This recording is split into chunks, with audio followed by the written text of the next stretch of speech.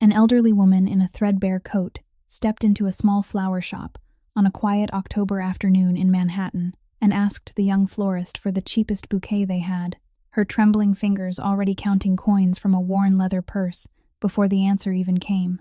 At the far end of the shop, a man in a black tailored suit stood motionless near the counter, a single bouquet of white peonies resting in his hand, his gray eyes fixed on the old woman in a way that made the air inside Bloomsbury & Co. feel suddenly thinner. He was Dorian Santoro. And there wasn't a soul in New York who didn't know the weight of that name, the boss of one of the 5 families, a man whose silence had ended more lives than most men's threats ever could, the kind of man who didn't pause for strangers, didn't flinch at sorrow, didn't turn his head for anyone. And yet, as the old woman laid her coins one by one across the marble counter and quietly refused the florist's offer of charity with a single sentence no one in the shop was meant to hear, something behind his eyes shifted in a way his own men would have sworn wasn't possible, because he hadn't walked into that shop by accident. He'd walked in for a reason he carried with him every year on the same afternoon, for 7 autumns now, and what this stranger was about to say in the next few seconds would collide with that reason in a way neither of them could have seen coming. If a story about broken people finding each other in the most unexpected places is the kind of story that stays with you, take a moment to hit like, share this with someone who believes the hardest hearts still break for the right reasons, and subscribe so you don't miss what comes next. Now let's go back to that quiet October afternoon, the moment just before the old woman spoke, and see exactly what she said that stopped the most dangerous man in New York right where he stood.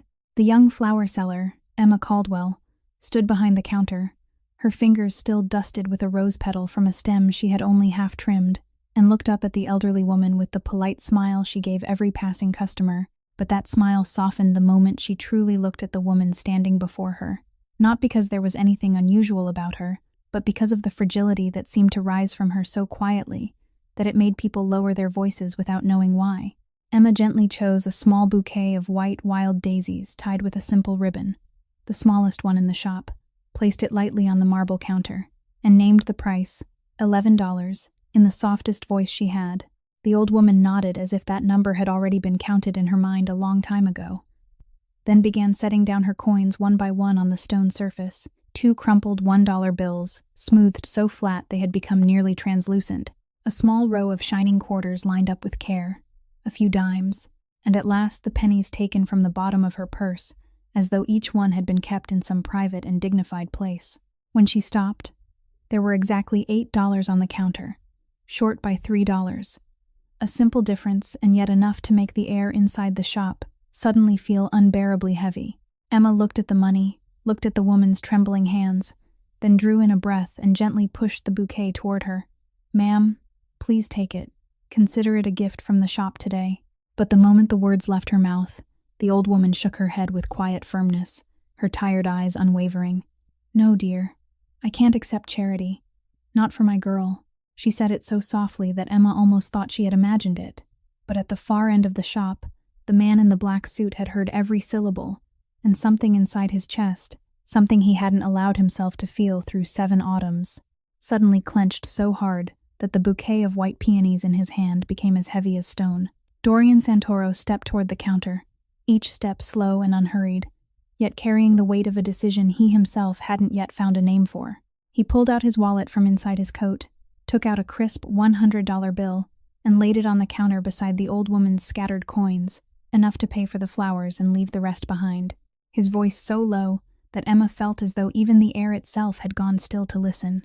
The old woman turned to look at him, and in the brief moment their eyes met, Dorian saw that she recognized him, not with the fear people usually showed when they came face to face with a name like Santoro in the papers, but with the silent nod of someone who no longer had enough strength left to react to anything the world could do. "Thank you, young man," she said, her voice dry as brittle leaves, and reached for the white daisies as gently as if she were lifting a sleeping child. She turned and started toward the door. The brass bell above the frame rang once again, and Dorian knew that if he let her walk out of the shop now, he would spend the rest of his life never knowing the answer to the question burning inside his chest. He followed her, only a few short steps, but each one felt like crossing a boundary he couldn't remember drawing. Then he spoke softly, loud enough for her to hear but not enough to startle her. "Ma'am, may I ask who those flowers are for?" The old woman stopped in the middle of the doorway, the bouquet of white daisies still held in her arms like a treasure. And in that moment, the entire shop seemed to hold its breath with him. Emma stood behind the counter, unable to move, while the late afternoon sunlight spilled through the glass and painted a trembling strip of gold across the wooden floor. The old woman turned back just enough for him to see half her face. Her lips parted slightly, and the answer came out as softly as breath itself. My daughter. Only 2 words, but the way she said them wasn't the sorrow of a mother who had just lost her child, nor the worry of a mother with a sick daughter. It was something far drier, far emptier than that, like the sound made by a woman who had cried herself hollow long ago and was now only learning how to live inside the emptiness those tears had left behind. Dorian stood frozen. The peonies in his hand were no longer the flowers he had brought to remember Isabel, but something strange and foreign, so heavy he almost wanted to set them down. And he had no idea that beyond the glass, Lucien was sitting inside the black Maybach parked by the curb, watching his boss through the rearview mirror. And for the first time in 9 years of serving him, he saw Dorian Santoro stand still that long for a stranger. The old woman gave one last faint smile, then stepped outside, her worn old coat fading into the final golden sunlight of the day on the sidewalks of the Upper East Side, and Dorian, the man all of New York knew never turned back for anyone, couldn't take his eyes off the retreating figure of a stranger until she disappeared beyond the corner, then quietly opened the shop door and stepped out after her, leaving Emma Caldwell standing alone behind the counter with the $100 bill and the pile of loose coins no one had gathered back up, and with a question she knew she would never forget. Dorian signaled to Lucien with the faintest nod through the car window, telling the younger man to keep his distance and follow from far behind, then slipped both hands into the pockets of his coat and began walking after the old woman along the sidewalks of the Upper East Side, keeping enough distance not to frighten her, yet staying close enough not to lose sight of her in the river of people spilling out from work. The October wind carried the scent of dry leaves and roasted chestnuts from a street cart near the end of the block. The streetlights along Madison Avenue were beginning to come on one by one in a chain of yellow glimmers, and the old woman walked very slowly, each step seeming weighed and considered, the bouquet of white wild daisies still cradled in her right hand, while her left rose, now and then, to clutch the collar of her coat against the wind. At the second intersection, Dorian lengthened his stride and caught up with her, keeping his voice low and unthreatening. "Ma'am, would you mind if I walked with you for a while?" The old woman stopped and looked at him for a long moment, not with the gaze of the fragile woman from the flower shop a little earlier, but with the direct stare of someone who had lost too much to fear anything anymore. Then she nodded. "If you want to walk, then walk, young man. I'm only heading to the station anyway." They moved side by side, silent for a long while, and Dorian realized that her pace was far too slow for the rhythm of the city around them, so he adjusted his own steps to match hers, something he couldn't remember the last time he had done for anyone. "My name is Margaret," she said first. "Margaret Whitmore. And I know who you are, Santoro. I'm not blind. I read the papers, but tonight I'm too tired to find the strength to fear one more person, so you can keep walking if you want. I only ask that you don't ask questions you don't truly want the answers to." Dorian took those words like a pact, stayed silent for a few more steps, then asked softly, "Your daughter, is she ill?" Margaret let out a long breath. "Not in the way you're thinking." They passed an old bookshop that was closing for the night. Warm yellow light spilling through the window onto pavement, still faintly damp from the afternoon drizzle, and Margaret began to speak in the even voice of someone who had told this story to herself so many times in her own mind that the words had lost their weight. "Juniper," she said. "My girl's name is Juniper. I've called her June since she first learned to crawl. She used to be an official violinist with the New York Symphony Orchestra. She performed solo at Lincoln Center when she was 23. All my girl ever knew was music and a young man she loved named Ethan. He was a lawyer, handsome, polished, the kind who made our whole family believe he would be the man to walk beside my daughter to the end of her life." Dorian said nothing. He only locked the name Ethan into a compartment in his mind, a name he knew well enough to feel cold in his bones. 2 years ago, Margaret continued, someone came to her office and gave her a handbag, a birthday gift from an anonymous admirer, and 2 days later the police stopped her car on the way to a performance. They found enough drugs inside that bag to charge her with a felony, carrying a mandatory minimum sentence of 15 years. My girl had never touched that kind of thing in her life. Never. But no one believed her. The newspapers tore her apart for a week. The orchestra fired her before the trial had even begun. And Ethan, the man she called first, begging for help, never answered again. He vanished as if he had never existed. Dorian stayed silent, his jaw tightening, though not enough for Margaret to notice. "I found my girl in the bathroom," Margaret went on, her voice so calm it was terrifying. Her left wrist had been cut lengthwise. Blood was everywhere across the white floor. I don't know why I came home early that day. I don't remember how I called the ambulance. I only remember the doctor saying that 5 more minutes, and it would have been over. They saved her life, but they couldn't save the part inside her mind that had broken. And from that day until now, she's lived at Ridgewood Psychiatric Facility out on Long Island. Because of her severe mental breakdown and the subsequent suicide attempt, the court ordered an indefinite stay of proceedings, transferring her to Ridgewood for psychiatric evaluation until she was deemed fit to stand trial. It's been nearly 2 years. Some days she remembers me.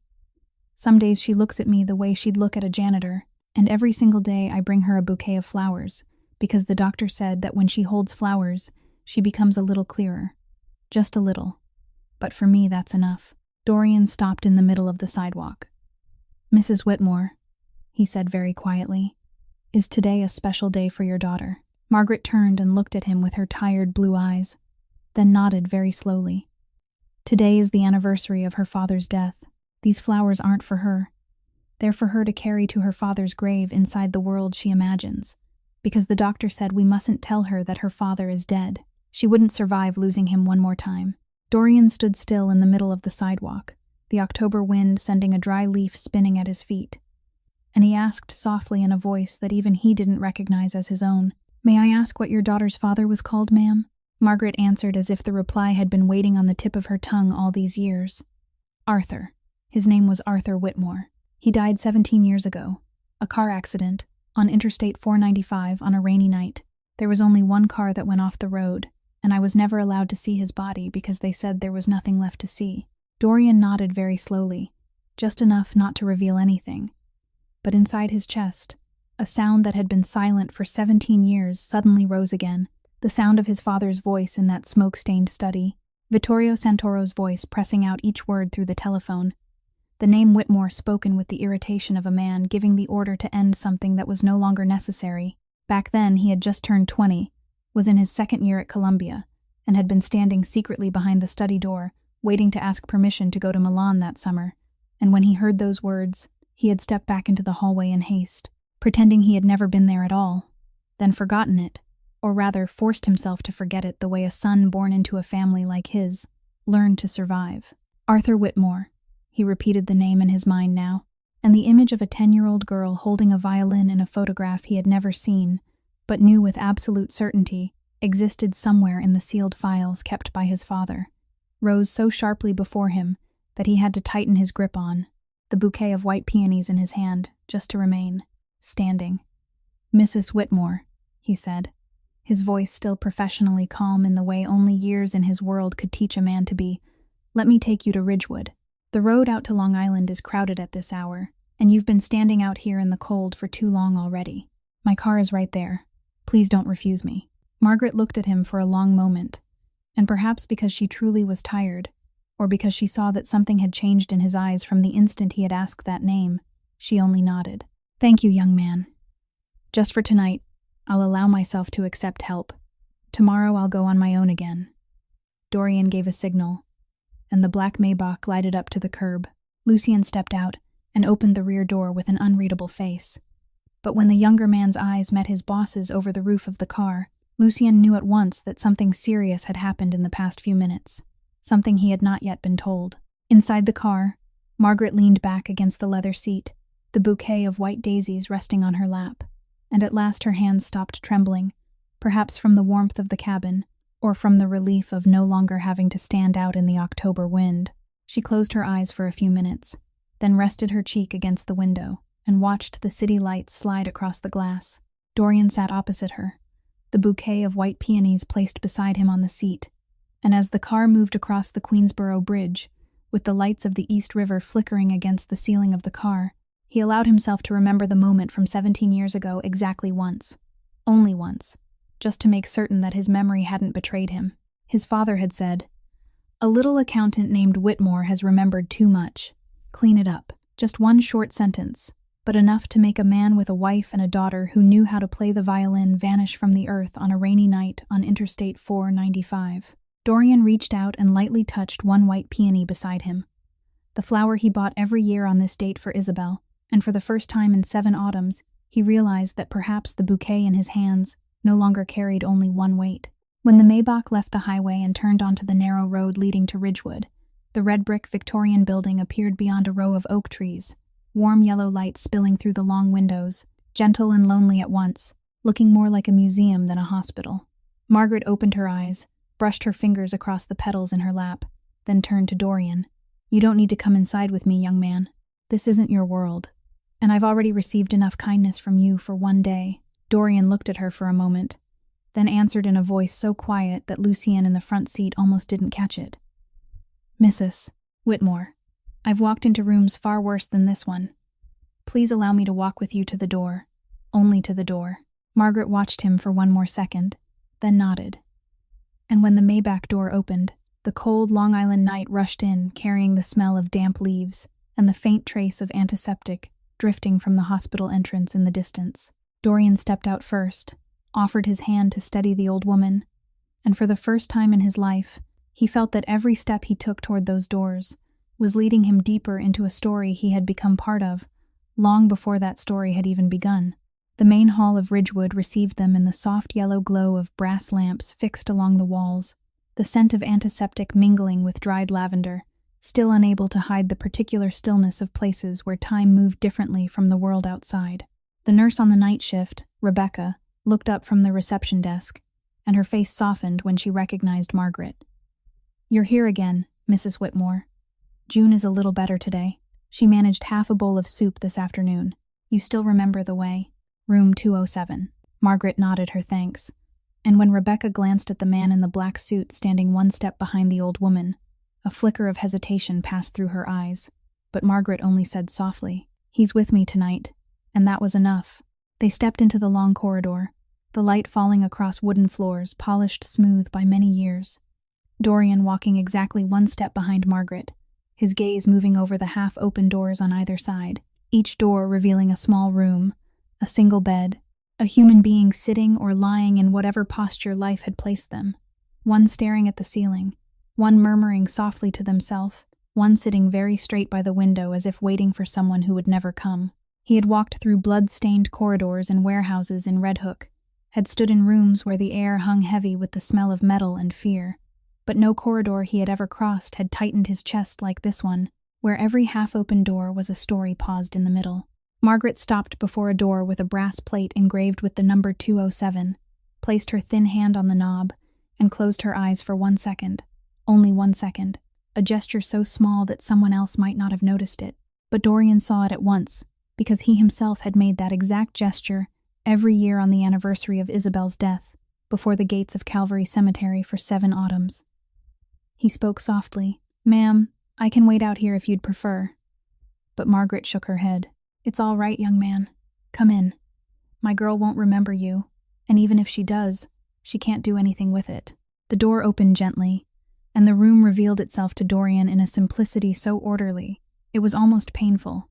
A single bed covered in white sheets, a small wooden table against the wall, a pot of ivy on the windowsill, and by that window, in a worn green velvet armchair, there she was. Juniper Whitmore sat turned slightly toward the glass, both hands wrapped around a wooden violin that hadn't been tuned in a very long time, the loose gray sweater slipping low enough to reveal one narrow shoulder, her long brown hair falling in a natural tangle down her back, and when she turned her head, Dorian saw her eyes for the first time, clear amber like a gemstone worn down by too many winters, empty and still shimmering, as if emptiness itself could become a kind of light. "June, I'm here, my love," Margaret called softly, but Juniper's gaze didn't stop on her mother. It moved past her and settled on Dorian, lingering so long that the whole room seemed to hold its breath with him. Her voice came out hoarse and slow, as if it hadn't been used in a very long time. "I've seen you somewhere before," she said, not in the tone of a question, but of a certainty.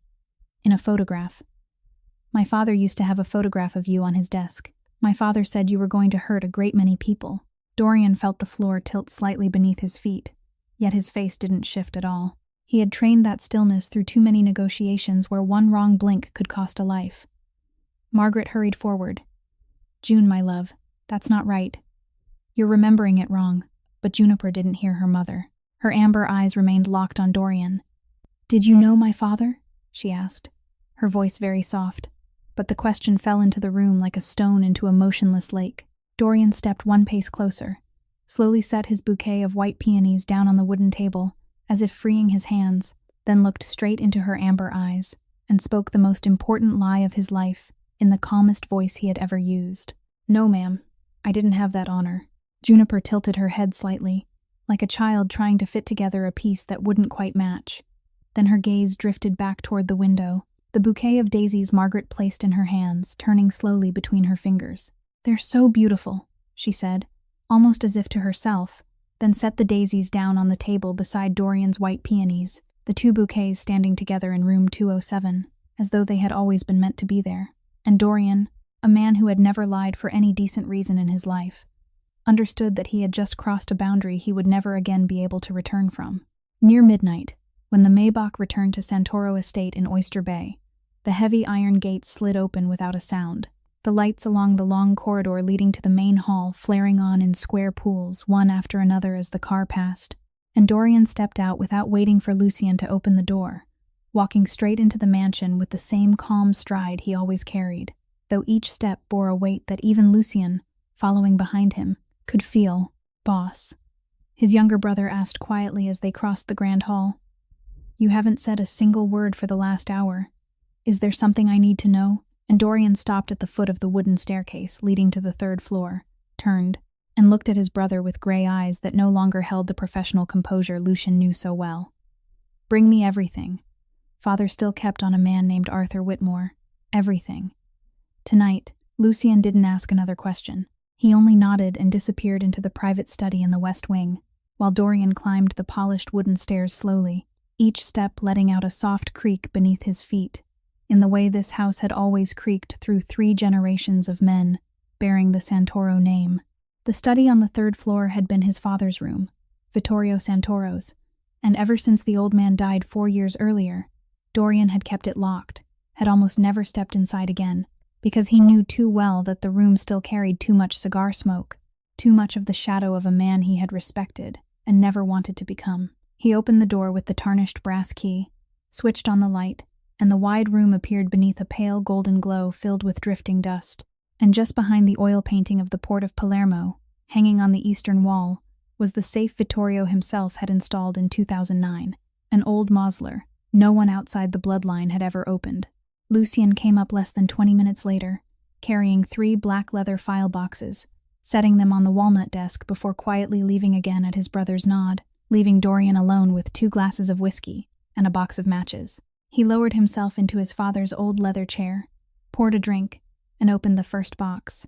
Arthur Whitmore's file lay neatly inside a gray hardcover folder, thicker than he had expected, and on the outside was a red seal marked September 2009. Just weeks before Arthur died on Interstate 495. The first page was a biographical summary. Arthur Whitmore, born in 1959, chief accountant of Santoro Holdings for 14 years, Bachelor of Accounting from Fordham, wife Margaret Whitmore, one daughter named Juniper Whitmore, born April 20th, 1999. Dorian's hand stopped when he read that date. Juniper had just turned 10 back then, and he had been 20.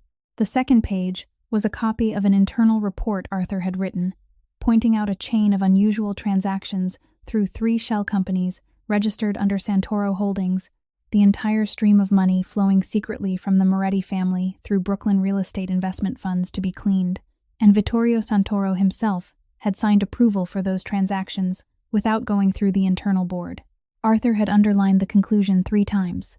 This is conduct that the Federal Financial Crimes Division would classify as organized money laundering. He had stamped it with his personal seal and requested a private meeting with the head of the family.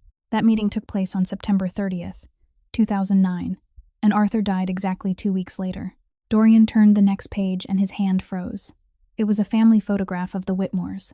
Arthur stood behind his wife and daughter in a white shirt, smiling with gentle warmth.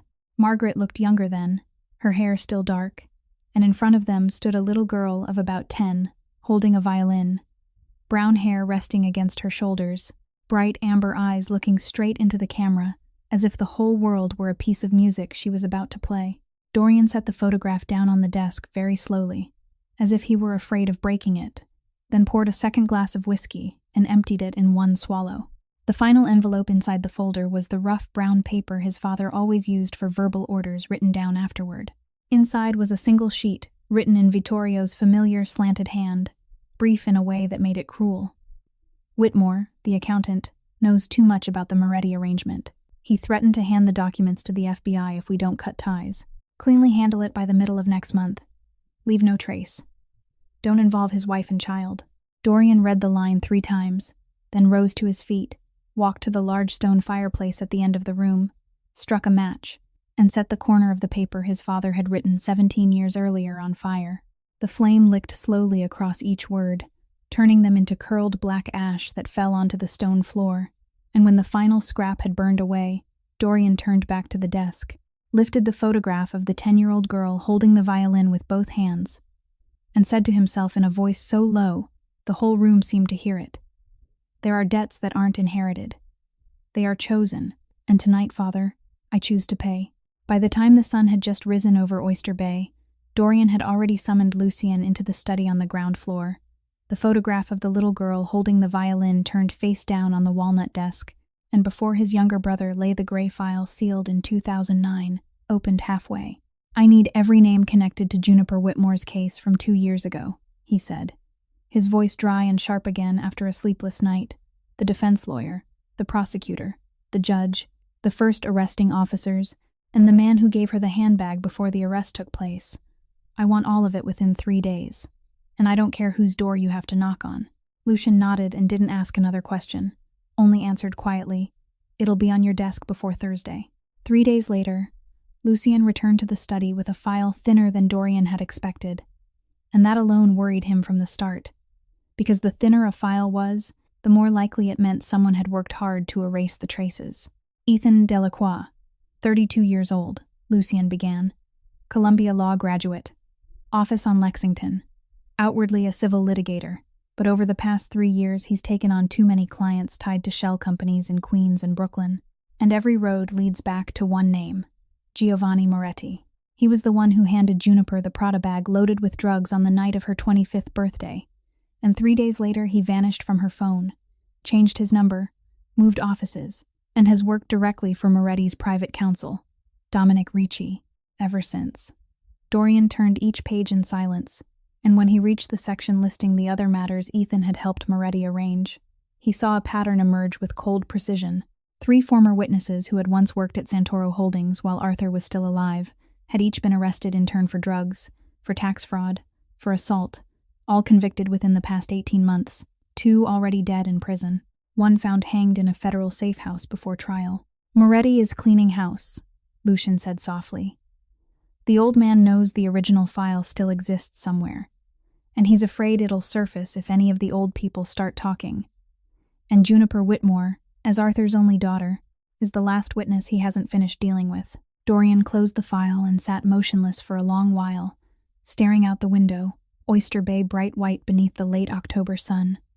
A small boat cutting across the water and leaving a long silver wake behind it, and he understood that if he remained still, for even 1 more week, Juniper would become the 4th name on that list. "Call Clara Wilder," he said. "Meeting tonight, same place, and tell her to come alone." Club Ember at 10 that night was nearly empty in the private room at the back. Dorian sitting in a red velvet chair, a glass of wine untouched before him, and when the door closed behind Clara Wilder, the woman of 48 in a gray wool coat, silver clasp pinning her hair tightly at the back of her neck, only lifted one brow when she looked at him. "It's been more than a year since you reached out first, Santoro," she said as she pulled out a chair and sat across from him. "Usually when you call, somebody's about to go to prison or about to die. I hope tonight is no different." Dorian slid across the table a copied file that had been carefully edited and prepared. Inside it a summary of Arthur Whitmore. 17 years ago, Moretti used Santoro Holdings to launder money, and now he's actively eliminating the last surviving witness. "I have enough financial evidence, enough shell company lists, enough Swiss banking links, And I have a living witness named Ethan Delacroix whom I'll hand over to you within 2 weeks. Clara turned each page, her professional face revealing nothing, but her eyes had already begun to gleam with the look of an agent realizing she was holding something that could end an empire. Your conditions? She asked quietly without looking up. 3, Dorian answered. 1. You don't bring the name Santoro Holdings into any indictment. What my father did has already burned to ash. 2. You guarantee absolute protection for a mother named Margaret Whitmore and her daughter Juniper, who is being treated at Ridgewood. No statements, no interviews, no records. 3. Ethan goes into witness protection, but after Moretti is convicted, he serves no less than 12 years. I won't accept immunity for someone like him. Clara closed the file, looked at him for a long moment, then gave a faint, dry laugh. Santoro, do you realize you're asking me to bend the Bureau's 3 biggest rules? But you also know I'm going to say yes, because this is the only chance of this kind I'll ever get in my career. She stood, pulled her coat collar tighter. I'm giving you 3 weeks. Bring Ethan to me alive and cooperative, and leave the rest to me. When she disappeared behind the door, Dorian finally lifted the glass to his lips and took the smallest sip, then murmured to himself in the darkness of the room that from this night forward, he was no longer a man standing outside Juniper Whitmore's story. He had officially stepped inside it. And once he had stepped inside, there was no road left except the one that led all the way to the end. On Monday afternoon the following week, at exactly 3:47, the brass bell on the door of Bloomsbury & Co. rang once again, and Emma Caldwell looked up from the register, her heart beating one step faster when she recognized the man walking in as Dorian Santoro, a gray wool coat thrown over a black suit, a thick cream-colored envelope in his hand. He didn't come straight to the counter. He only stood there for a moment, looking around the shop as if confirming that everything was still exactly as it had been on that October afternoon, then stepped forward and placed the envelope on the marble counter directly in front of Emma. That woman, Mrs. Whitmore, he said in a low voice. She'll be coming back here every week, so let her choose whatever flowers she likes. No limit, and tell her the shop has just received funding from a community scholarship program that provides free flowers for elderly residents in the neighborhood, and don't ever mention my name. Emma opened the envelope. Inside was a stack of cash fastened neatly with a silver clip, enough for the old woman to bring flowers to her daughter for at least 2 years, without ever having to count coins again. Sir, she asked softly, why are you doing this? And Dorian had already turned toward the door, pausing for only a beat without looking back. Some people have paid enough already, Miss Caldwell. Don't make them pay any more. The bell rang again, and he disappeared into the last light of the day, leaving Emma standing behind the counter with the envelope and a feeling she didn't know where to place. That same afternoon, the black Maybach glided once more along the road leading into Ridgewood Psychiatric Facility, but this time, Dorian came alone. No Lucian, no bodyguards, only a file in his hand and a story prepared in advance. Dr. Catherine Finch, head of Juniper's treatment unit, 45 years old, with a severe face and sharp blue eyes, received him in her walnut-paneled office with a caution she didn't bother to hide. Mr. Santoro, she began, I'm not a woman who doesn't know who you are, and your family isn't known for charity, so how exactly can I help you today? Dorian placed the check on her desk. An anonymous endowment, doctor, enough to fund Miss Juniper Whitmore's highest level of treatment for 5 years, including the best neurological specialists, private music therapy, a private room, and everything her mother's insurance can't possibly afford, on one condition only, that you never reveal who stands behind this fund, and that Mrs. Whitmore be told it is support from an anonymous cultural foundation for artists.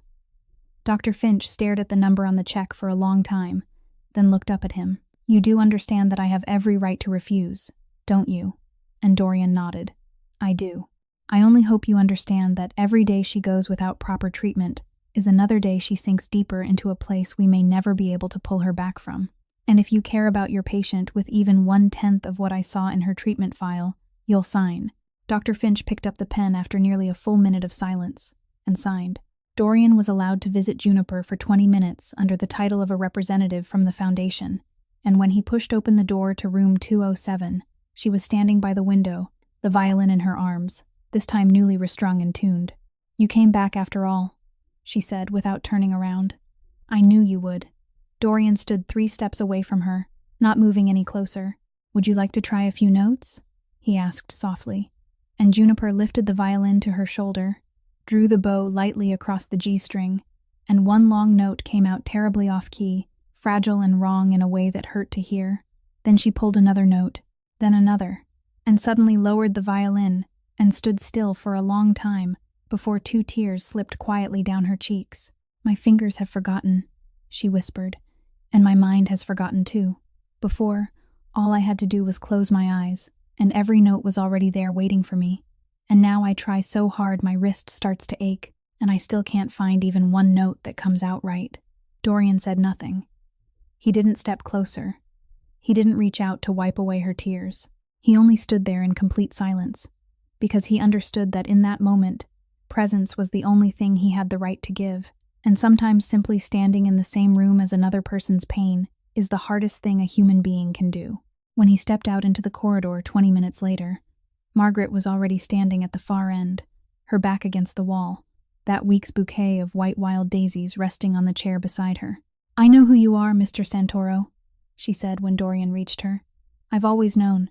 I recognized you from the very first glance in the flower shop, and I still let you come here. And do you know why? Because I would rather let you pay that debt while you're still alive, Mr. Santoro, than watch you pretend it doesn't exist. My daughter doesn't need your purity. She needs the presence of someone who understands what she has lost. And if that someone has to be you, then so be it. I only ask that you don't disappear halfway through."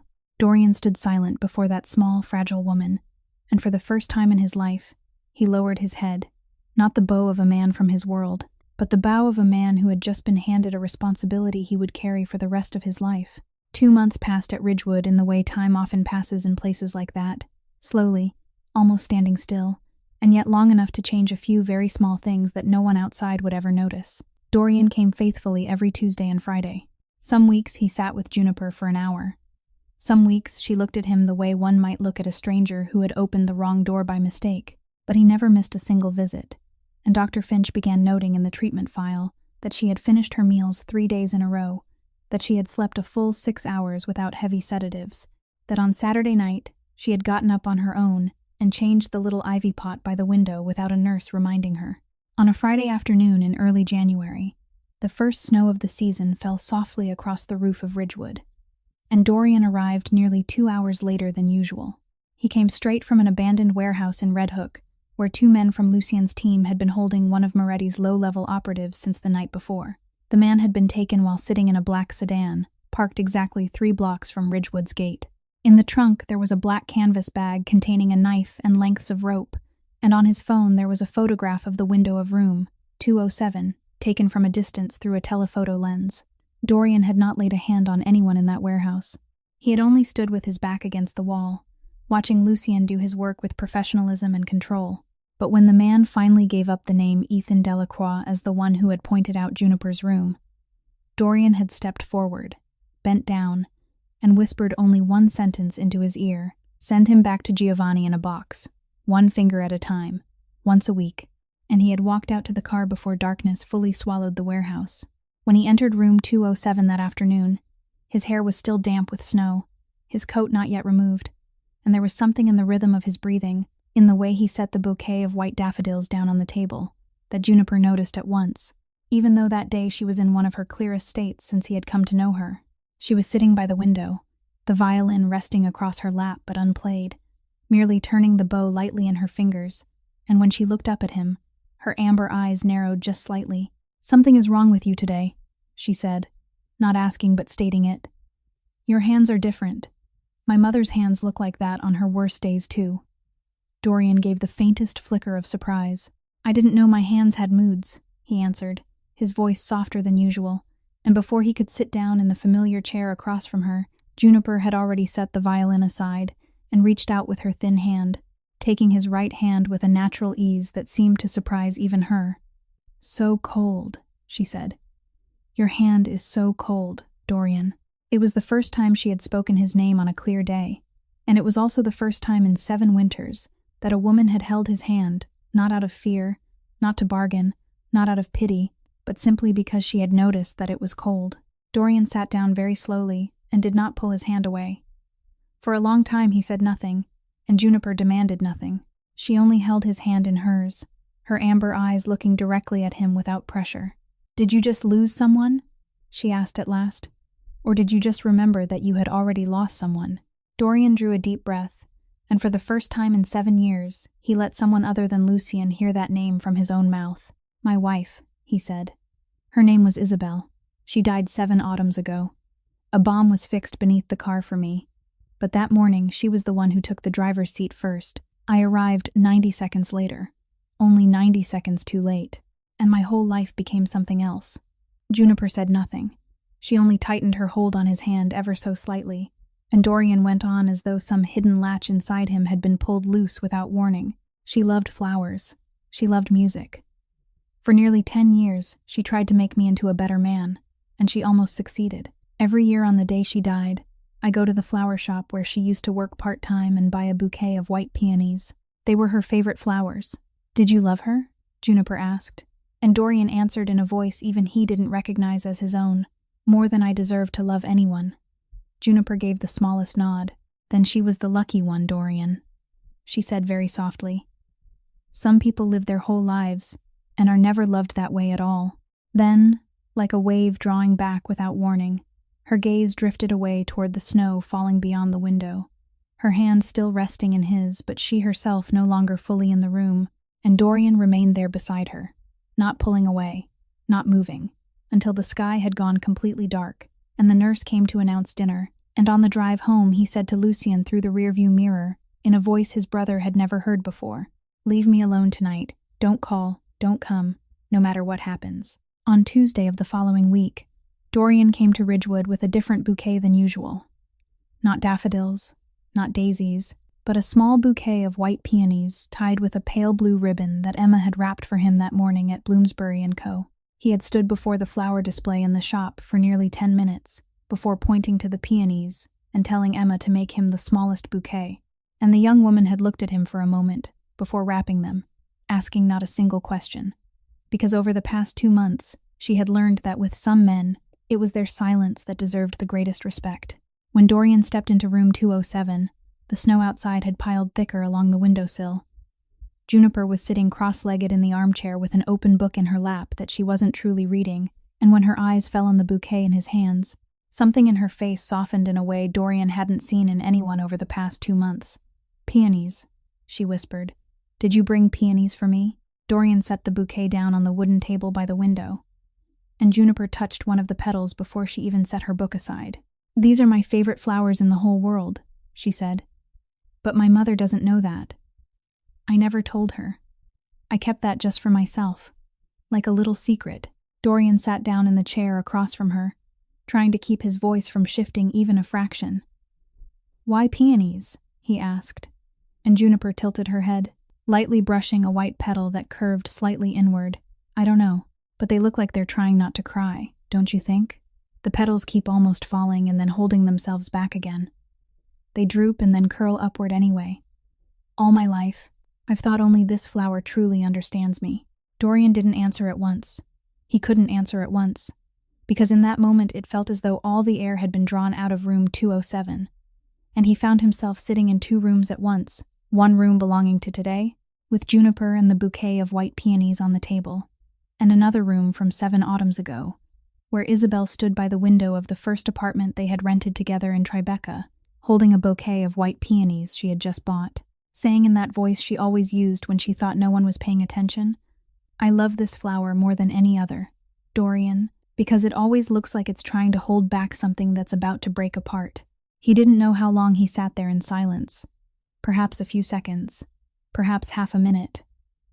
But Juniper was still gently stroking the petals and hadn't noticed anything at all, and perhaps that alone was what saved him from standing up and walking out of the room. "My father used to bring peonies home," Juniper went on, never taking her eyes off the bouquet. "Every Friday afternoon he'd stop by some flower shop on the way home and buy a small bunch. He said peonies reminded him of someone, but he never told my mother or me who that person was. Maybe an old client, maybe a friend. I didn't ask. I was too young to understand the things grown-ups choose not to say." Dorian swallowed softly. The feeling like a tiny shard of glass had lodged itself in his throat, and he realized he didn't want to go any farther into the thought, beginning to form in his mind. Didn't want to ask more. Didn't want to search further. Didn't want to know more. Because he understood that there are coincidences in life which, if touched one time too many, become something a human soul no longer has the strength to carry. She loved flowers very much, he answered at last in a quiet voice. Someone your father knew may have loved flowers too. Juniper lifted her eyes to his for a second, her amber gaze clear and open. Then she gave a slight nod, as if accepting that answer without question. Maybe so, she said. Then she lifted one bloom from the bouquet and set it on the edge of the table, and within minutes that moment had drifted out of her memory like a passing breeze. She turned to watch the snow falling beyond the window, and the violin was raised once more onto her lap. Dorian remained there another half hour, saying nothing, only watching her and the peonies on the table, and when he stepped out to the car, Lucien looked at his brother's face through the rearview mirror and decided not to ask a single question on the drive back to Oyster Bay. That night, sitting alone in the study on the 3rd floor, Dorian didn't touch Arthur Whitmore's file, didn't open his computer, didn't call Lucien. He only poured himself a glass of whiskey, set the wedding photograph of himself and Isabel on the desk, then placed beside it the picture of the 10-year-old girl holding the violin.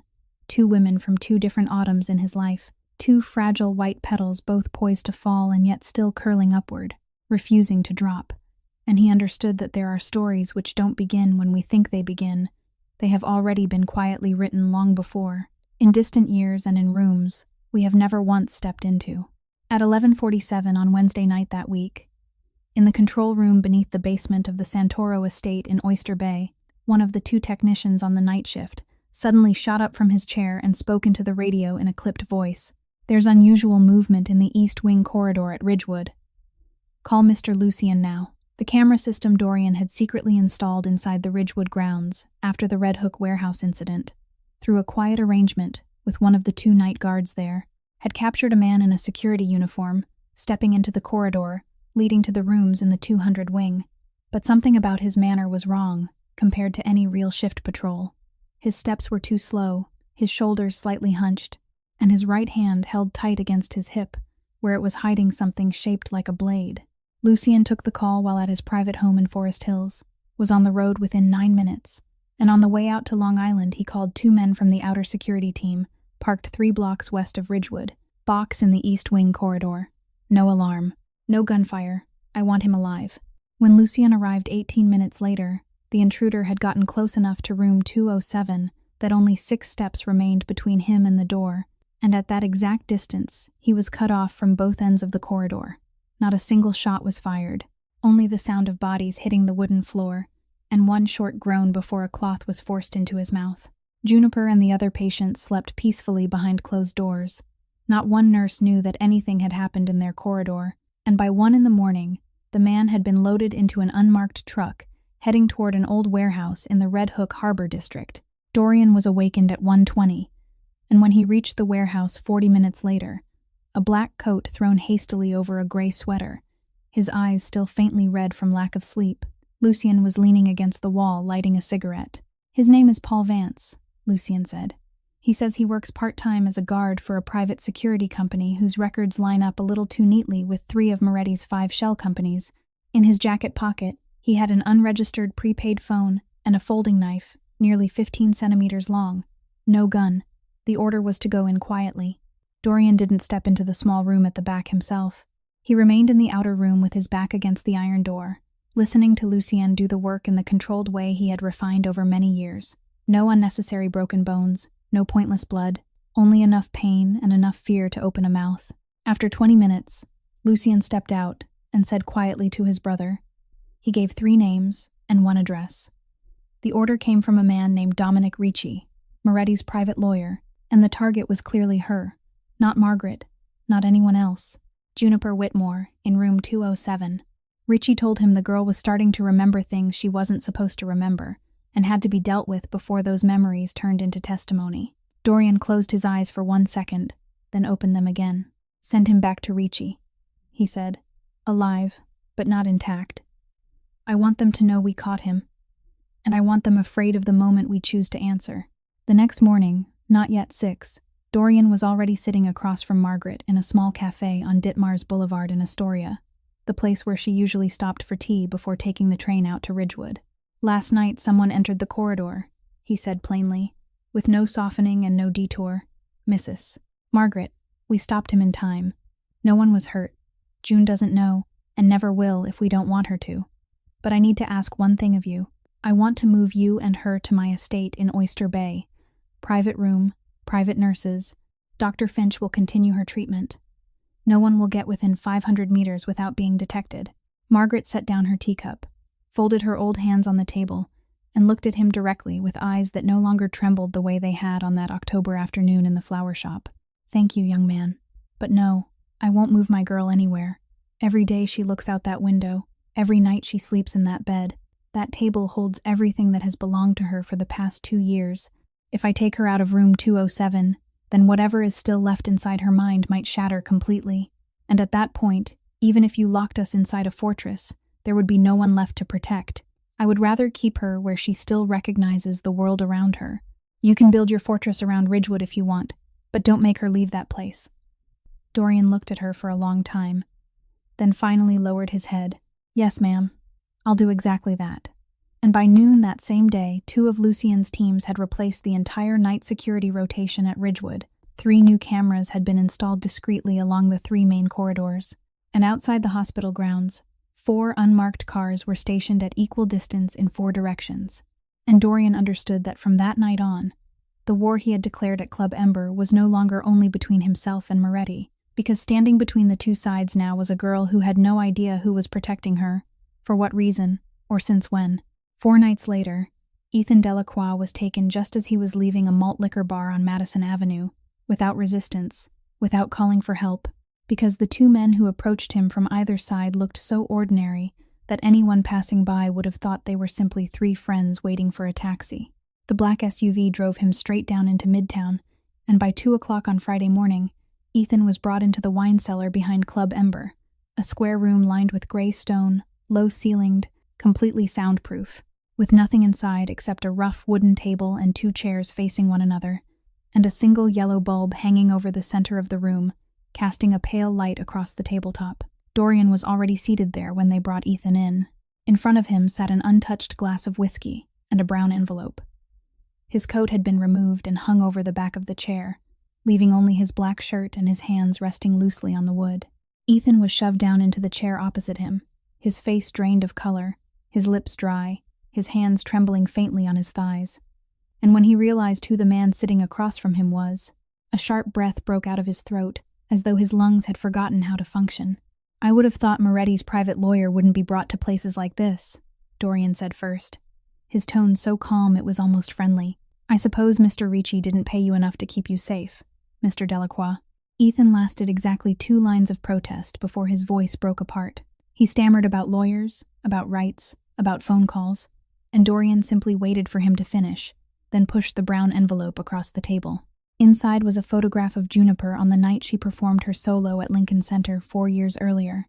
Stage lights pouring over her hair in the color of honey, violin tucked beneath her chin, a smile opening on her face as she bowed to the audience.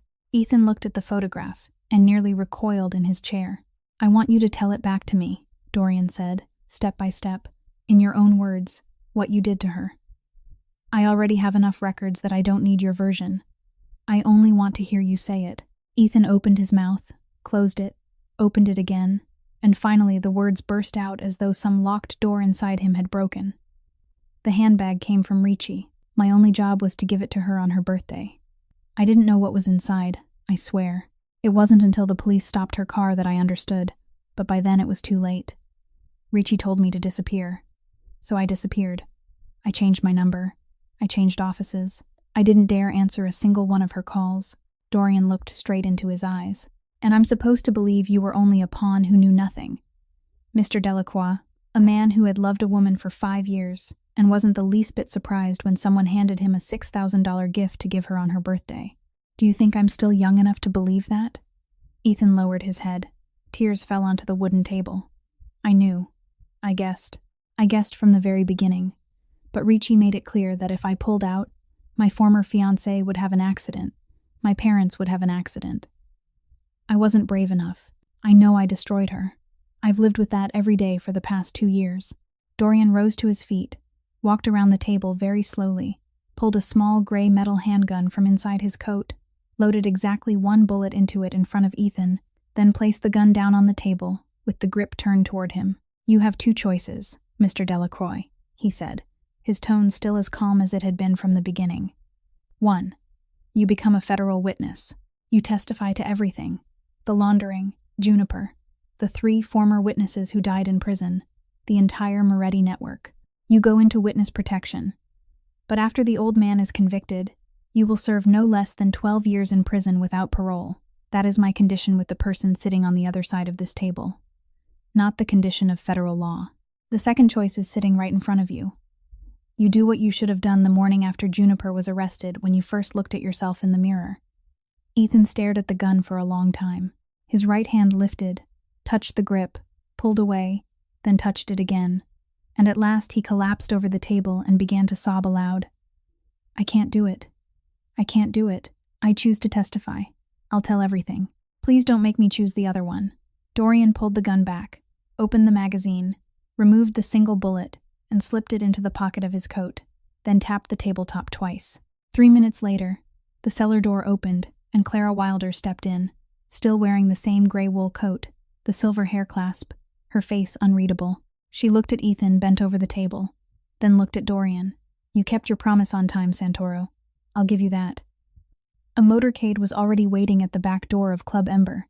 Ethan was led out in an unmarked black coat, his hands uncuffed, but with 2 agents walking on either side of him.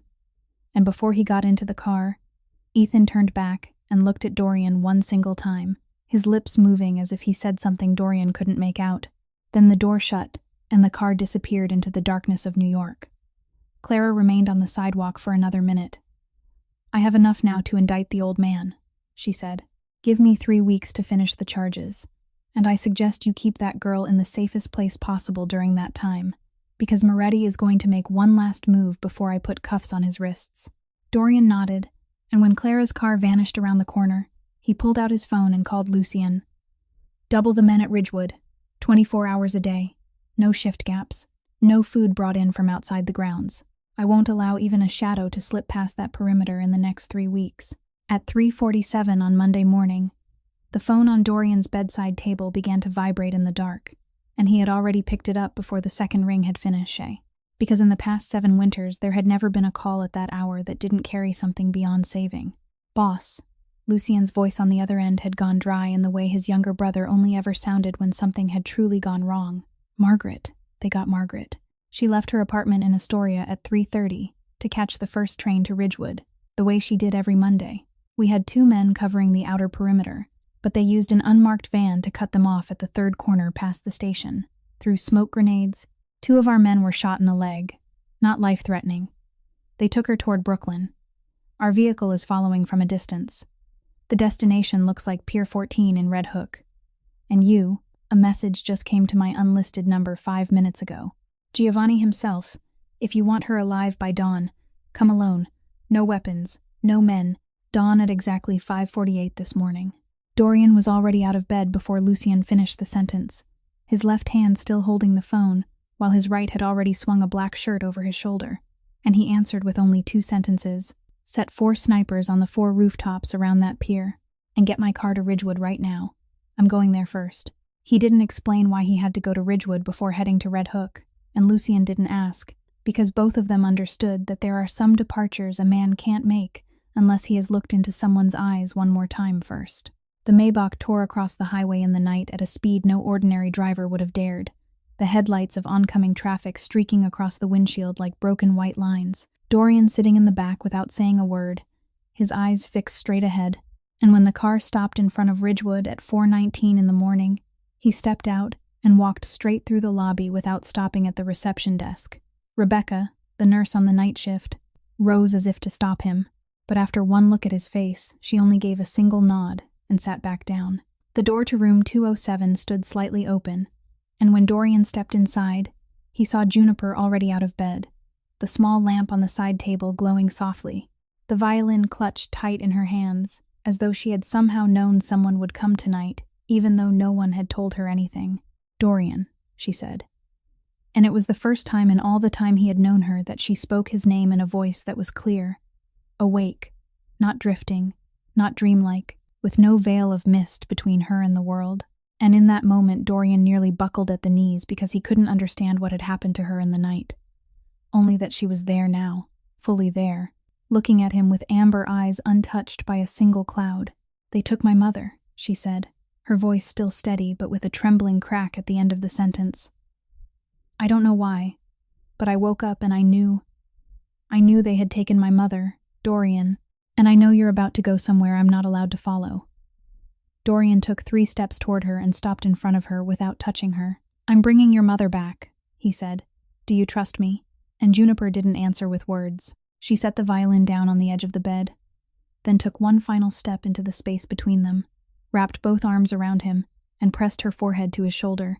And this was the first time in all those months that she touched him with her whole body, and not only with one cold hand. Dorian stood still for 1 beat, then folded his arms around her, his hand trembling once against her back before holding fast, and he could feel her breathing shake through the fabric of his shirt. "Don't promise me that you'll bring my mother back," she whispered against his shoulder. "Promises are what people say before they don't come back at all. You only need to promise me one thing, Dorian. You have to come back yourself, whether you bring my mother home or not. You still have to come back yourself for me. Do you hear me?" Dorian held her a little tighter, and he realized that this was the hardest thing anyone had ever asked of him. Harder than every negotiation he had ever walked into, harder than every night he had sat beside Isabel's photograph without breaking down, because this was the first time in 7 winters that someone had asked him not to die for the right reason. Not for some noble reason, but simply for a human one. "I hear you," he answered, his voice so low that only she could hear it. "Wait for me, June. Wait for me to come back." He let her go very slowly, lifted her chin with 2 fingers for exactly 1 second, so he could look into her eyes one last time, then turned and walked out. And when the door of room 207 closed behind him, Juniper sank down onto the edge of the bed, clutching the violin to her chest. And for the first time in 2 years, she cried without drifting away, every tear fully aware of why it was falling, and for whom. At 5:46 in the morning, the Maybach stopped exactly 200 meters from Pier 14 in Red Hook. The sky above the bay not yet clear enough to divide night from dawn. A leaden gray spread across the water. A fine drizzle falling over the roof of the car and onto Dorian's coat shoulders as he stepped out. Lucien stood beside the door, eyes on his watch. 4 snipers were already in position on 4 rooftops. 2 on the crane cabin to the north, 2 on the warehouse roof to the south, all of them with a clear line of sight to the main entrance and the 2 side doors of the warehouse. The comms piece fitted into Dorian's right ear, and all he had to do was tap the left side of his collar twice, and 4 shots would break at once. Dorian gave a single nod, removed his paddock, and handed it to his younger brother, slipped Isabel's wedding ring from the little finger of his right hand, and placed it in Lucien's palm. "If I don't come back out of there in 30 minutes, he said, "take these 2 things to Ridgewood and give them to her, not to Margaret." Then he took the black leather case, turned, and walked toward the warehouse alone. Beyond the iron door lay a wide room damp, with the smell of fish oil and sea salt, the ceiling high, weak fluorescent lights spilling down from above, and in the middle of the concrete floor sat Giovanni Moretti in a wooden armchair set near a long metal table. 8 armed men spread on either side of him, and 3 meters to his left, Margaret sat tied to a chair, her hands bound behind her back, a bruise darkening her left cheekbone. But she was conscious, her eyes on Dorian without a single tear in them. "So you came after all, young Santoro?" Giovanni said, his voice hoarse with the roughness of a man nearing 60 who had smoked far too many cigars over 4 decades. "You came for an old woman and a bouquet of flowers and a mad girl, while your father used to walk into rooms like this for land and ports and shipping lines across 3 states. Do you know Vittorio is looking up at you from his grave and spitting?" Dorian stepped to the edge of the table, placed the leather case down, and didn't look toward Margaret because he knew that if he did, he wouldn't keep his voice steady. "My father is dead, Mr. Giovanni, and everything he did burned to ash in the fireplace of my house 4 months ago. I'm not here because of my father. I'm here because of a debt my family created, and I'm the only man still alive who can repay it." He opened the case and laid out the documents one by one, in careful order across the table. "This is a copy of Ethan Delacroix's testimony, and he is now under federal witness protection. This is the chart of the money you laundered through 6 shell companies, from 1998 to 2023. These are the 3 signatures of your lawyer, Dominic Ricci, on transactions he never imagined had already fallen into my hands. And this is a sealed envelope sitting in the safe of my attorney's office in Manhattan. If I don't leave this pier with Margaret Whitmore in the next 25 minutes, then at exactly 9 this morning, that office will open the safe and send that envelope to Agent Clara Wilder. You will die in prison. Your eldest son will die in prison. Your younger son will die in prison. And the empire you built over 40 years will become a footnote in a federal file. Moretti picked up one set of papers and read, and his hand trembled just enough in the way he tried to hide, but Dorian still caught it. "What do you want?" Giovanni asked after nearly a full minute of silence. "3 things," Dorian answered. "Mrs. Whitmore walks out with me right now, and not one more hair on her head is touched from this moment on. Juniper Whitmore is left alone for the rest of her life, and you retire to Sicily, leave the United States within 7 days, hand over the legal side of your business to your sons, and let the other side sort itself out with the law however it may. If you agree, the envelope will never be opened." Giovanni closed his eyes for a long moment, and his face seemed to age 10 years in less than a minute. Then he gave one slow nod. "Untie her," he told the man standing closest to Margaret, and that man bent down and loosened the ropes. Margaret rose and stumbled 1 step. Dorian moved in to steady her and guide her toward the door. And just as he turned his back on the metal table to help her walk, a reckless shout exploded from behind them. Enzo, Giovanni's younger son, 24 years old, and notorious within the family for never being able to bear defeat, had pulled his gun and fired twice. The first shot went wide. The second buried itself in Dorian's right shoulder, high in the muscle. He staggered 1 step, and his right hand dropped the leather case, but his left hand still kept Margaret upright. In that same instant, outside, Lucien received the signal through the comms piece, and 4 sniper shots broke almost at once. Enzo fell first. The 2 gunmen standing nearest to old Moretti dropped next. The 4th man took a bullet through the shoulder and let his weapon crash to the floor. Giovanni stayed in his chair, both hands raised, shouting for the others to lower their guns. Nobody fires again. Nobody fires again. Dorian got Margaret out through the warehouse door while her sobs broke against his ear. "Oh God, son, stay on your feet, stay on your feet." And only then did his knees finally give way on the damp concrete, blood spreading through his black shirt in a dark circle that kept widening, while above them dawn was just cutting a silver-gray line along the eastern horizon. And inside his head there was only one sentence: "You have to come back yourself for me." Cedar Point Private Hospital stood hidden behind tall trees on a quiet road in Forest Hills, where Lucien brought Dorian after the drive of more than an hour and a half from Red Hook. Once the family's private physician had stopped the bleeding inside the Maybach itself, the bullet had lodged in the muscle of his right shoulder, less than 2 centimeters from the main artery, and the surgery lasted 4 full hours in the glass-walled operating room on the 3rd floor of the hospital's East Wing. A place no reporter knew existed, a place where no staff member was permitted to speak the patient's name, except those on the shifts Lucien had personally selected. Margaret arrived first, the bruise on her cheekbone already bandaged, the same worn old coat she had been wearing when she left her apartment in Astoria now thrown hastily over her shoulders, and she sat outside in the corridor on a pale green plastic chair, her old hands clasped tightly together in her lap, never crying once, only giving a silent nod each time a nurse passed by. Juniper arrived 40 minutes later, brought from Ridgewood by Lucien, the brown wool coat Dr. Finch had borrowed for her still hanging a little too wide at the shoulders, the violin clutched tightly in her arms like the one thing she refused to let go of, and it was the first time she had stepped outside Ridgewood in 2 full years. Yet when she set foot in the hospital corridor, she didn't stagger, didn't drift away. She walked straight to Margaret and sat down in the plastic chair beside her mother. "Mother," she said, her voice calm in a way that was almost frightening. "I remember now. I remember everything from last night. When he came into my room, something broke open inside my head, and every piece fell back into the place it had always belonged. I remember the handbag. I remember Ethan. I remember the holding cell. I remember the night I held the knife in the bathroom. I remember all of it, Mother." Margaret pulled her daughter into her arms, and for the first time in 2 years, Juniper didn't pull away from that embrace. And when Margaret cried, Juniper didn't. She only rested her head against her mother's shoulder and looked down the corridor where the red light above the operating room door was still burning. And I remember what Father tried to say before he died too, Juniper added, her voice very low.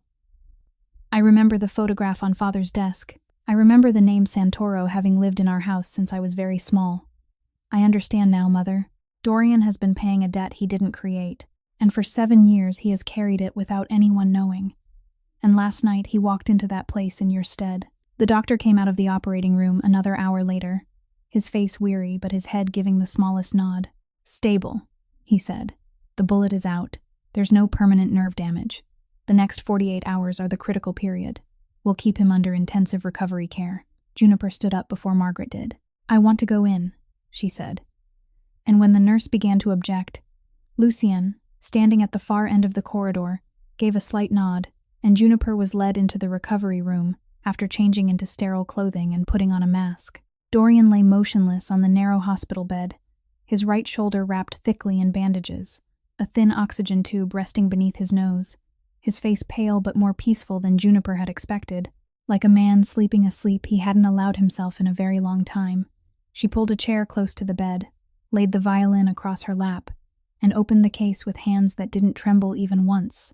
It had been 2 years since she had truly lifted the bow to play, but tonight her fingers settled onto the strings, as though those 2 years had never existed, and she began to play very softly, very slowly, the meditation from Massenet's opera Thais, the piece she had performed during her first solo appearance at Lincoln Center when she was 23, the same piece that Isabel Santoro, 7 autumns earlier, had once loved so deeply that she copied out the dedication from an old record and hid it in the drawer of Dorian's desk. Each note rose into the small recovery room, not perfectly. There were passages where her fingers were still clumsy, but the melody itself was whole, and where Dorian lay, the left hand resting on the sheet moved once, very slightly, then became still again, and the nurse watching through the glass door said that the rhythm on the heart monitor had steadied since the moment the music began. Juniper played until her hand ached so badly she couldn't go on. Then she set the violin aside, remained seated beside the bed, laid her hand gently over his cold one, and fell asleep there in that posture, her brown hair spilling down beside his wrist. 3 days later, on Thursday morning, Dorian opened his eyes very slowly, the white ceiling appearing first, then the faint, late winter sunlight beyond the window, then Juniper's face asleep by the bed, her hair lying across his wrist. You stayed, he said, his voice so hoarse he didn't recognize it as his own, and Juniper woke the instant she heard that sound, lifted her head, her amber eyes clear without the slightest trace of fog, and answered in a voice that was very soft, and yet utterly certain. You came back, Dorian. Now it's your turn to stay. 2 weeks after the morning Dorian opened his eyes in the recovery room at Cedar Point, he had been brought back to Santoro Estate in Oyster Bay to continue healing, his right shoulder still thickly bandaged beneath a white shirt, his right arm resting in a black sling across his neck, and the family physician came every 3 days to change the dressing.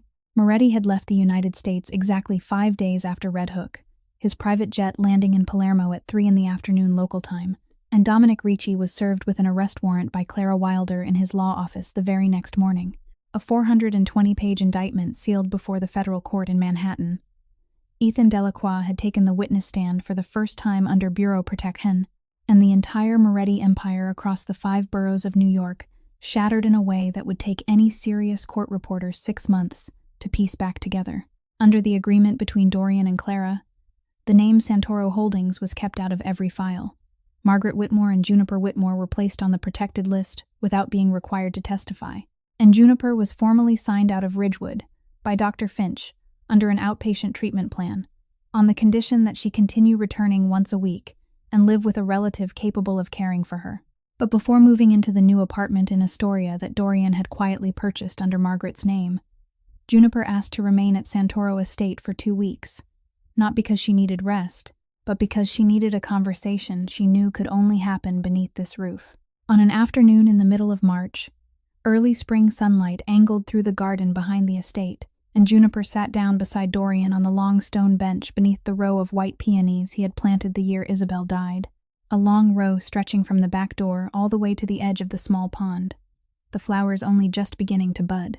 Juniper wore a beige sweater and pale brown trousers, her hair newly cut to rest at her shoulders, her amber eyes clearer than Dorian had ever seen them, and she held a cup of tea in both hands like someone who had only recently relearned how to keep herself warm. "I know everything about my father," she began, her voice very calm. "Mother told me more piece by piece over the past 2 weeks, and I read the copied files you left in the drawer of your father's study. I know you didn't hide them. You meant for me to find them on my own." Dorian didn't deny it. He only looked out at the line of peonies and waited for her to continue. "I know your father ordered my father killed. I know you had absolutely nothing to do with that decision. I know you were only 20 when it happened. And I know you chose on your own to carry that debt on your shoulders from the night you heard my father's name in the flower shop," she said. And Dorian gave the smallest nod. "Yes, I chose that. And you have every right to ask me anything you want. And you have every right not to forgive my family." Juniper set her teacup down on the stone between them. "Why didn't you tell me?" she asked. "Why? From last October until now, did you have hundreds of chances and still stay silent?" Dorian looked straight at her. "Because there wasn't any version of that conversation in which you didn't lose one more thing, June. You had already lost far too much, and I had no right to take one more quiet morning away from you. I would rather have been the man you stayed angry at later than the man who pushed you over a new cliff just as you had finally stood back up." Juniper was silent for a long time, the gentle wind moving the peony buds on their stems, and then she let out a soft breath. "I need 3 things from you, Dorian," she said. "I need time. I only came back to myself 3 weeks ago, and I'm still learning how to be Juniper Whitmore again. I need space. I'm going to live with Mother in the apartment in Astoria. I'm going to continue outpatient treatment. I'm going to practice violin again. I'm going to do the things that belong to me. Not here. Not inside your world. And I need the truth, anything I ask. You have to answer me the way you are answering tonight. No hiding. No protecting me from the things I have the right to know." Dorian answered at once. "You have all 3, June. From today onward, you have all 3. Juniper rose, walked to the peony row, plucked one bloom that had only just begun to open, came back and sat down beside him, then placed the flower on the lap of his uninjured left hand. "I've spent many nights over the past 2 weeks thinking about your wife," she said softly. "I'm not jealous of her, Dorian. I'm grateful to her. She loved you deeply enough that when I came into your life, you still knew how to love someone. She kept you alive through 7 autumns so that I could find you. Every peony you bought for her through all those years was a thread holding you to this world. And today I'm placing this flower in your hand not to replace her, but to tell you that I won't make you forget her. I'll help you carry her with you through whatever days remain in your life."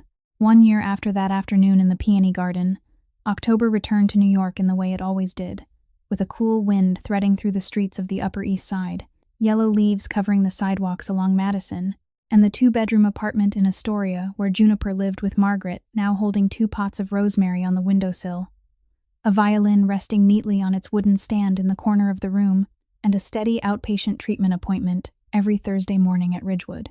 Juniper had cut her hair to chin length in the spring, put back on nearly 3 kilograms, her skin was less pale, and Dr. Finch had written in the 3rd quarter report that the patient had recovered to a level American psychiatry still described with caution as remarkable, though she had also added that Juniper would live with that fracture for the rest of her life. And what mattered was that she had learned how to carry it instead of letting it pull her under. She didn't return to the New York Symphony Orchestra. She chose instead to teach violin part-time to 4 young students at a community center in Queens. And every Friday she took the train into Manhattan to have lunch with Dorian at a small Italian restaurant on 85th Street. Not officially dating, not publicly, only 2 people meeting once a week for 12 months.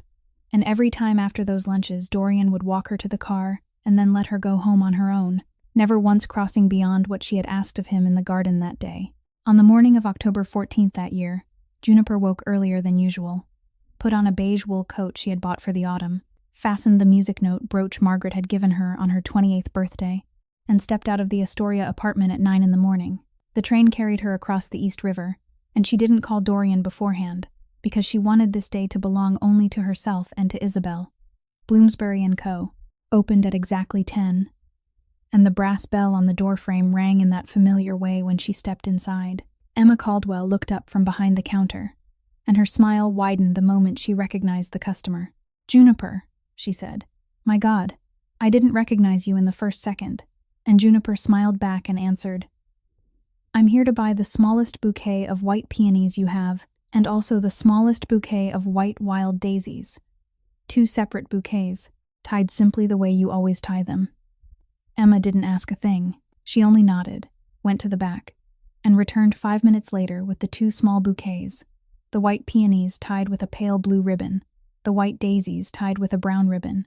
Juniper placed the money on the counter, the exact amount, neither short nor over, and before stepping back out the door, she turned around and said, "Thank you, Emma, because on an October afternoon last year, you didn't let an old woman walk out of your shop without flowers, and there are small acts of kindness whose consequences people never fully know." Emma stood behind the counter for a long time after Juniper had gone, still holding the envelope of money in her hand, and she understood that sometimes a flower seller never truly knows the full story of the flowers she sends out into the world. Calvary Cemetery on an October morning was so quiet that even the sound of leaves touching stone could be heard. And Juniper walked alone along the narrow path between 2 rows of oak trees, the peonies in her left hand, the daisies in her right, until she stopped before the grave marked with 2 simple lines: Isabel Santoro, 1989 to 2019, beloved and loved. She placed the peonies upon the stone, lowered herself onto her heels for a moment, and spoke so softly that even she wasn't sure whom she was speaking to. "I'm Juniper," she said, "and I'm sorry it took me so long to come. I needed a great deal of time to become steady enough to stand before you today. Thank you for loving him deeply enough that he still knew how to love me when I needed to be loved. Thank you for keeping him in this world through 7 autumns, so I could still find him in time. I promise you I'll try to be worthy of the part of him you left behind." She rose to her feet, stood there a little longer, as a dry oak leaf drifted down and touched the shoulder of her coat, then turned and walked back toward the cemetery gate. Outside the gate, the car wasn't parked right at the curb, but Dorian was standing beside it, not in a suit, only a gray wool coat and a dark scarf, his left hand in his pocket, his right arm free of the black sling since summer. He didn't ask her why she was there. He didn't ask what she had done inside. He only watched her walk toward him, and when Juniper stopped in front of him, she held out her hand, not for an embrace, not for a kiss, only her hand, and Dorian took it. Dorian held her hand in his for the space of a single heartbeat. Then the 2 of them turned together toward the car parked a few steps away, but Juniper didn't walk to the door. She stopped on the sidewalk beneath the branches of an old oak tree, took the bouquet of white wild daisies from her right hand, and offered it to him. "This one is for you," she said, and Dorian accepted it in surprise. "Daisies?" he asked, the faintest smile touching the corner of his mouth, the kind of smile that Lucien, sitting behind the wheel in the distance, hadn't seen on his brother's face in 7 autumns. "That's right," Juniper answered. "They're the cheapest flowers in Bloomsbury, but they're also the kind that always come back when spring returns. No matter how harsh the winter before them has been, my mother bought these flowers on the fateful afternoon that began our story. And I want you to keep them as a reminder that sometimes the most fragile things are also the most enduring."